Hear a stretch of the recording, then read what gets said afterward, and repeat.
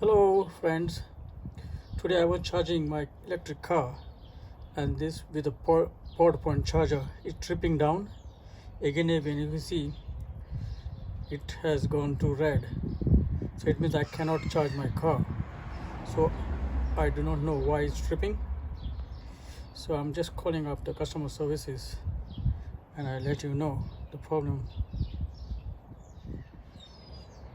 The PowerPoint charger now is working after calling the customer services. It seems because I have a solar panel installed lately, and that's the reason that was not been synced to this charger. I mean the solar panel not been synced to this charger. So I'm trying to put charge my cable or connect my cable to the charge to my car.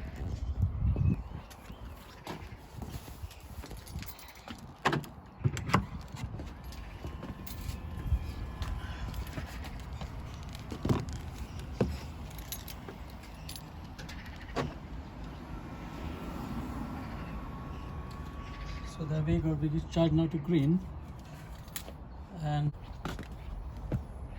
it's gone to green here, so it has not been tripped since for last at least 3 minutes.